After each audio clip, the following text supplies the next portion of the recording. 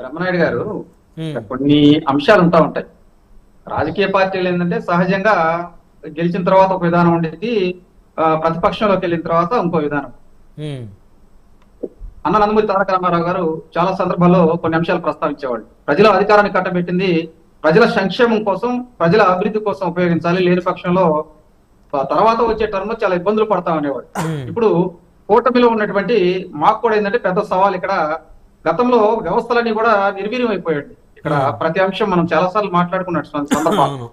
ప్రజలకు ఏ విధంగా మంచి పరిపాలన అందించాలి, ప్రజలకు ఏ విధంగా సంక్షేమం అందించాలి, ప్రజల్ని ఏ విధంగా అభివృద్ధి బాటలో తీసుకెళ్లాలి, మౌలిక వసతులు కల్పించాలి అనేది మా ముందులో ఉన్నటువంటి పెద్ద సవాల్. సో రాజకీయ అంశాల్లో భాగంగా ఏంటంటే ఆ పార్టీలో నుంచి ఈ పార్టీలోకి, ఈ పార్టీలో నుంచి ఆ పార్టీలోకి కేవలం బిజినెస్ మ్యాన్స్ వస్తా ఉంటారు. ఇది మీరు గమనించాలి. అవును. ఎందుకంటే ప్రస్తుత రాజకీయాల్లో ఆ విధంగా నడుస్తూ ఉన్నాయి. చాలా వరకు అంతే ఉన్నారుగా. ఈ ఒక పార్టీని పార్టీని ఒక పెట్టుకునే నాయకుడిని వాడు అంటారు కానీ, పార్టీతో మమేకమై ఉండేటువంటి నాయకులు ఖచ్చితంగా పార్టీ స్టాండ్ మీదే ఉంటారు. వైకాపా పార్టీలో ఉన్నటువంటి వాళ్ళు 99% బిజినెస్ మ్యాన్స్. కాబట్టే ఇటువంటి అంశాలు జరుగుతున్నాయి.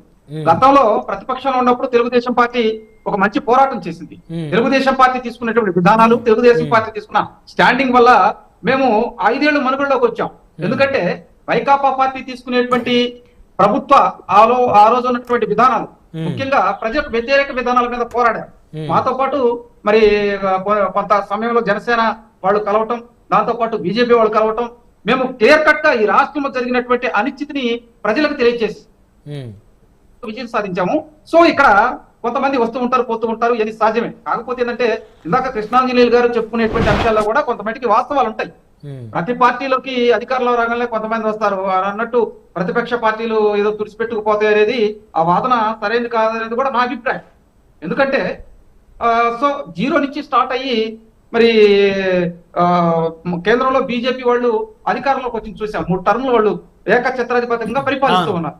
ఇవన్నీ కూడా పొలిటికల్ లో ఉన్నటువంటి పార్టీలకి వాళ్ళు విధానాలు, వాళ్ళు తీసుకునేటువంటి నిర్ణయాలు ఇవన్నీ ఆదర్శమండి.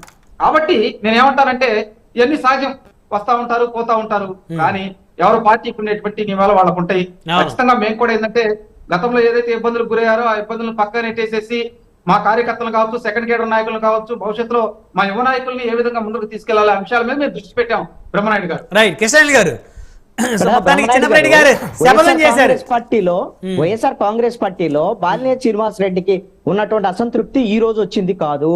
మీరు గమనించండి, ప్రధానమైనటువంటి చాలా అంశాలు ఉన్నాయి. 2 కీలకమైనటువంటి అంశాలు.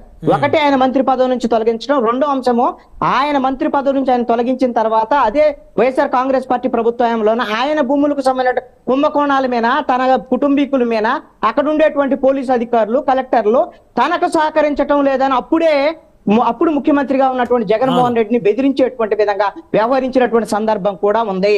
అప్పటి నుంచే అతి దగ్గర బంధువు అయినటువంటి జగన్మోహన్ రెడ్డికి బంధువు అయినటువంటి బాలినేని శ్రీనివాస్ రెడ్డి జగన్మోహన్ రెడ్డిని విభేదించినటువంటి పరిస్థితులు. నేను ఇప్పుడు ఒక్కటే అడుగుతున్నాను, వైఎస్ఆర్ కాంగ్రెస్ పార్టీ వాళ్ళని అందరినీ చేర్చుకోండి, ఎవరినైనా చేర్చుకోవచ్చు, అది ఎవరికైనా స్వేచ్ఛ ఉంటుంది. జనసేన వాళ్ళు కూడా చేర్చుకోవచ్చు, నేను కాదని అట్లా.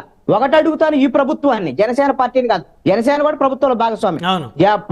బాలినేని మీద ఉన్నటువంటి ఏవైతే ఆరోపణలు ఎన్నికలకు ముందు చేశారో, అతను భూముల కుంభకోణానికి సంబంధించి గెలిచిన తర్వాత ఏవైతే ఆరోపణలు చేశారో సిట్టు వేస్తామన్నటువంటిది వేస్తారా, వెయ్యరా? లేదు అంటే నిజాయితీ పరుడు అనేటువంటి దాని మీద మీరు క్లీన్ చిట్ ఇస్తారా? మీరు కలుపుకునేటప్పుడేమో వాళ్ళ మీద ఆరోపణలు చేస్తారు.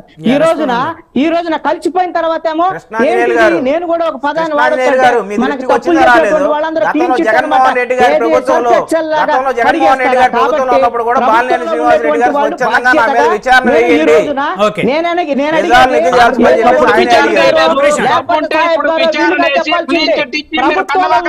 వాళ్ళు కీలకమైనటువంటి వాళ్ళు, రెవెన్యూ శాఖ మంత్రి కానివ్వండి, ఈ రాష్ట్ర ప్రభుత్వంలో ఉండేటువంటి ముఖ్యమైనటువంటి వాళ్ళు సిట్ వేస్తున్నా భూ కుంభకోణాల మీద.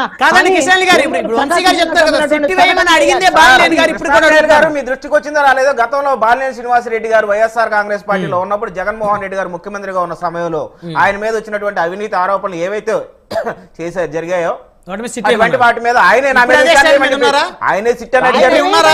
మొన్న కూడా ఆయన నా మీద సిట్ వేసి విచారణ జరిపించండి, నా మీద CID వరకు నా మీద ఎంక్వైరీ చేసుకోవాలని చెప్పేసి ఆయన ముఖ్యమంత్రి చంద్రబాబు నాయుడు గారికి రాశారండి. ఆయన క్లీన్ కాబట్టి జగన్మోహన్ రెడ్డి గారు వైఎస్ఆర్ కాంగ్రెస్ పార్టీ వాళ్ళు, జగన్మోహన్ రెడ్డి గారు కావచ్చు, వైఎస్ఆర్ కాంగ్రెస్ పార్టీ నేతలు కానీ ఈ రోజు ఒక్కొక్క స్కామ్ లో మద్యం కుంభకోణాలు, భూ కుంభకోణాలు, అన్ని రకాల కుంభకోణాలు జగన్మోహన్ రెడ్డి గారు ఆ పార్టీ నాయకులు ఏంటి వారి మీద విచారణ చేయండి. రాష్ట్ర ప్రజలు భావిస్తున్నటువంటి అంశం ఇది. ఖచ్చితంగా బాలినేని శ్రీనివాసరెడ్డి గారు మీద మీ ఏదైతే అభాండాలు వేస్తున్నారో వాటన్నింటి కూడా బాలినేని శ్రీనివాసరెడ్డి గారు కడిగిన ముచ్చలా బయటికి రాబోతున్నారు. చిట్టు వేయకుండా తెలుగుదేశం వాళ్ళు, ప్రకాశం జిల్లాలో ఉన్న తెలుగుదేశం వాళ్ళు ఇప్పటికీ కూడా బాలినేని మీద వ్యతిరేకంగానే ఉన్నారు. మీకు మళ్ళీ చెప్తున్నానండి, కడిగిన ముచ్చలా మా పార్టీ నాయకులు ఈ రోజు మా పార్టీ చేరిన బాలినేని శ్రీనివాసరెడ్డి గారు కడిగిన ముచ్చలా బయటకు వస్తారని చెప్పేసి మేము ఖచ్చితంగా నమ్ముతున్నాం సార్. రైట్, వంశీ గారు సమయం లేదు, కృష్ణ గారు సమయం లేదండి. చెప్తారు. రైట్ రైట్, ధన్యవాదాలు చర్చలో పాల్గొన్నందుకు. చెగడ వంశీదీప్ గారు, చిన్నప్పరెడ్డి గారు, సాహెబ్ గారు, కృష్ణాలి గారు, అందరికీ పేరు ధన్యవాదాలు. మరి ఇది వాళ్ళ ప్రైమ్ డిబేట్ చూస్తూనే ఉండండి. Keep watching prime news.